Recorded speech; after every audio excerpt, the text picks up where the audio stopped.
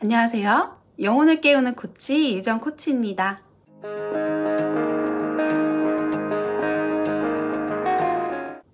오늘 리뷰해볼 책은 스타벅스 출판사의 아들러 심리학 입문입니다.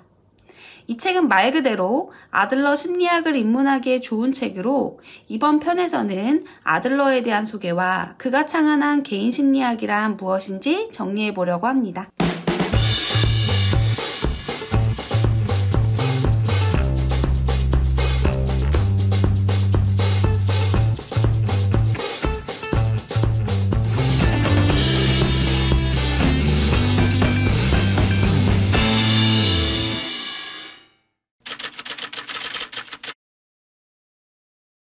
프로이트 융과 함께 심리학의 3대 거장으로 잘 알려진 알프레드 아들러는 개인 심리학의 창시자입니다.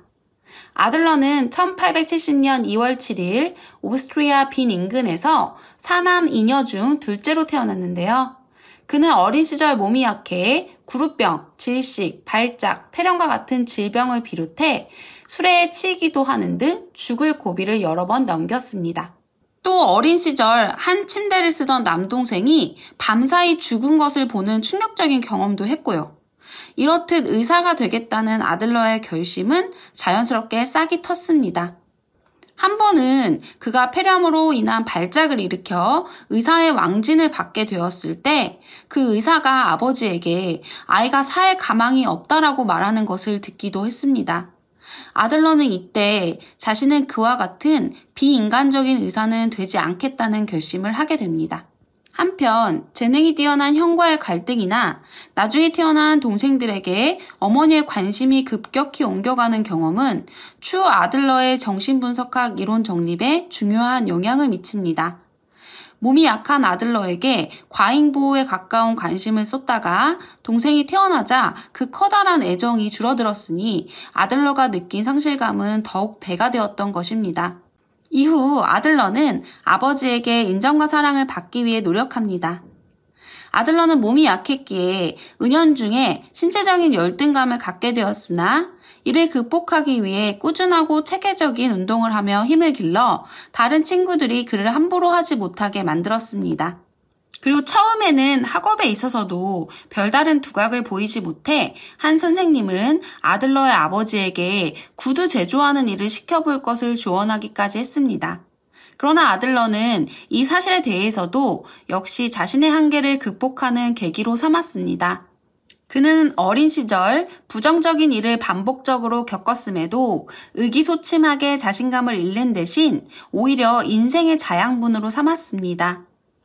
빈 대학교에 진학한 아들러는 의학을 전공하면서 심리학, 철학, 정치학, 경제학, 사회학 등의 강의에도 출석하며 여러 분야를 두루 섭렵하였고 또한 사회 문제나 사회적 위치에 대해서도 관심을 기울여 가난한 그부의 숙제를 도와주거나 그들 집을 방문함으로써 사회적 재반 문제에 관한 적절한 경험도 쌓았습니다. 아들러가 프로이트의 꿈과 분석을 서평한 것을 계기로 프로이트는 오스트리아 빈에서 열리는 수요일 토론 모임인 빈 정신분석학회에 참가할 것을 권유하였습니다. 프로이트의 학설에 흥미를 느꼈던 아들러는 프로이트 초기 학파의 일원이 되어 학회의 초대 회장을 맡기도 하고 프로이트 심리학파의 잡지 편집진에도 참가하며 활발한 활동을 하였습니다. 이로써 높은 평가를 받으며 이후 10여 년간 활동하지만 아들러는 초창기부터 프로이트와 많은 점에서 견해를 달리하고 있었습니다. 프로이트는 성충동을 인간 행동의 근원으로 파악하였고 아들러는 이를 모든 인간에 대해 일률적으로 적용시킨 데 대해 반박하였습니다. 아들러는 그러한 증상들은 절대적인 요인이 아니라 개인적인 상황, 경험, 갈등 속에서 빚어진 부분에 불과하다는 견해를 가졌습니다.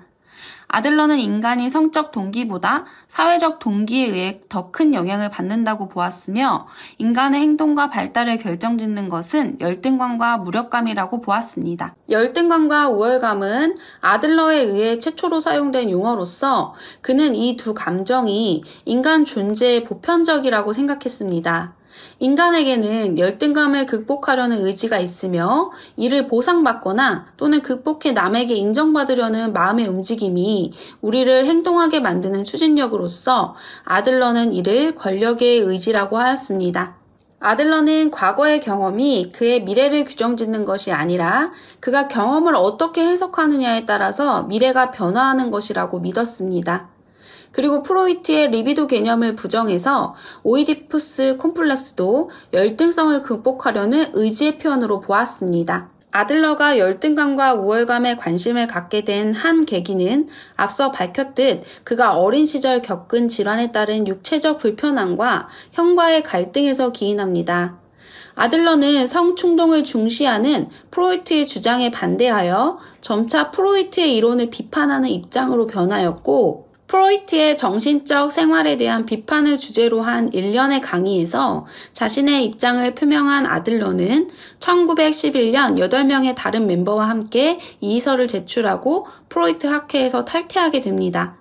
이후 아들러는 8명의 회원과 함께 자유정신분석학회를 결성했다가 1912년 그 명칭을 개인심리학회로 변경하게 됩니다. 이 연구 활동의 결과물로 저서 신경증 기지를 발표하였으며 1914년에는 국제 개인심리학 잡지를 창간하였습니다. 개인심리학은 아들러가 직접 창안하고 이름 붙인 분야로 1912년 신경증 기질에서 자신의 학설을 설명하면서 처음 밝혔습니다. 개인심리학은 개인의 사회적 감정에 중점을 두고 인간 존재의 보편적인 열등감과 무력감의 극복과 그 방향성에 힘을 쏟았습니다. 앞서 설명했듯 아들러는 성격 발달 과정에서 생물학적 유전보다는 사회 환경의 요인을 중요시했고 여기에서 다시 개인차에 그 본질이 있다고 생각했습니다. 인간의 성격 형성은 개인적 욕구와 사회적 감정과의 일치 욕구라는 두 요소를 각자 다른 방식으로 받아들이기도 하고 거부하기도 하는 과정에서 개개인의 독특한 성격이 형성된다고 본 것입니다. 여기에서 아들러는 열등감의 역할을 강조하며 우월감에 대한 욕구가 인간을 움직이는 최대의 동기라고 보았습니다. 여기에서의 우월감이란 다른 사람보다 뛰어나다는 뜻이 아니라 자신의 가능성을 더 많이 실현한다는 의미입니다. 열등감과 불안감은 주위 환경보다 더 우월해 보이는 목표를 설정토록 유도하고 그 목표가 구체화되도록 돕습니다. 부모의 주의를 끌려고 노력하는 신생아의 행동 역시 인정욕구로서 이 같은 열등감의 영향 속에서 성장해 가는 것입니다. 아들러는 프로이트가 신경증의 원인으로서 성충동을 중시한 데 반해서 성이 아닌 자아의 욕구나 성격 경향이 신경증을 낳는다고 주장한 최초의 인물입니다.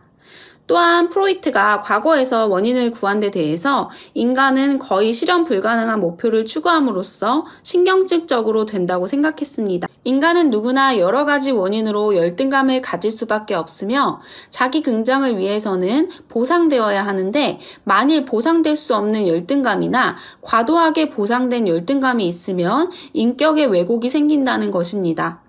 아들러는 열등감에 대한 과다보상으로 뛰어난 업적, 반사회적 행동 등을 예로 들었습니다. 아들러는 열등감 극복을 위해 노력하는 과정에서 한 사람의 생활 양식이 형성되어 가므로 그 방향이 잘못되었을 때에는 이를 시정하기 위한 재교육이 중요하다고 보았습니다. 아들러에 의하면 성격 형성에 있어서 중심 역할을 하는 것은 권력의 의지입니다. 예컨대 어른에게 의존해야만 생존이 가능한 유아는 성인에 대한 종속이라는 열등감을 보상하기 위해 권력의 의지를 추구하고 여성은 남성에 대한 육체적, 사회적 지위의 열등감을 보상하기 위해 남성적인 행동을 하려고 합니다. 아들러는 인간 행동을 이해하는 데 있어서 각자의 열등감에서 생기는 불만이나 불안감을 극복하는 권력 의지로서 힘, 지배욕, 우월감을 본 것입니다. 이 나약함을 극복하는 권력 의지가 더 나아가게 되면 자아실현을 위한 완성 충동으로 개념이 확대됩니다. 이것이 사회 감정으로 발전하는 단계입니다.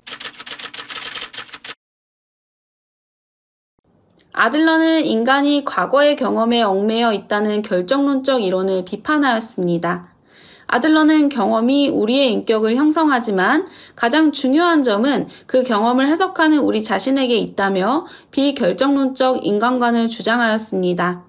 이는 인류애가 가슴에 있지 않다면 나오지 않았을 이론이자 대안이었고, 그 때문에 아들러는 교육자, 사회사업가, 종교인 등에게 환영받게 됩니다. 아들러는 인간이 타인에 대한 관심, 배려, 공감, 협동심 등 공동체 의식을 선천적으로 가지고 태어났다고 보았습니다. 이러한 본성은 인간의 열등함에서 기인하는 것으로 인간은 혼자서 생존할 수 없기에 타인에게 의존하고 타인을 돕기 위한 본성을 갖게 된다는 것입니다. 이렇듯 인간이 유아기부터 갖기 시작하는 열등감은 열등한 신체 조건, 후진적인 사회 환경, 경제적 빈곤, 타인에게 받는 무시와 모욕감 등에서 비롯됩니다.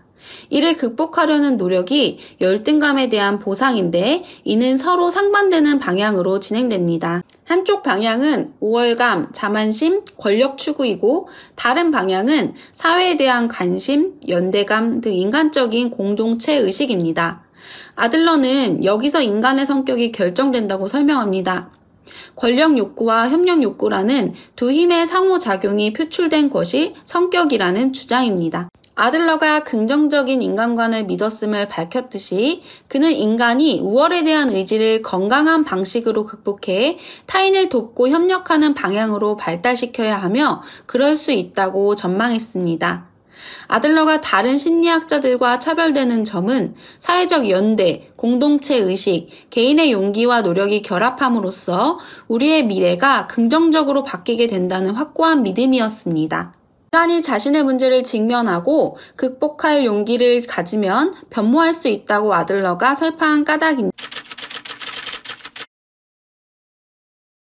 아들러의 이름이 프로이트에 비해 덜 알려진 데에는 학설을 분명하게 세우기 전 심장마비로 급사했다는 점, 아들러가 전문적인 이론 정립보다는 인간의 애정을 품고 사회적 연대와 변화에 관심을 두었다는 점, 그와 뜻을 같이 한 학자나 제자들 가운데 2차 세계대전 당시 나치에 의해 학살된 유대인이 많았다는 점 등을 이유로 들 수 있습니다. 다행히 아들러의 4 자녀 중 2명이 아버지를 따라 심리학의 길을 걸었고 개인 심리학의 대표학자가 되어 아들러의 사상을 확립하고 이론을 발전시켜 가는데 큰 역할을 했습니다.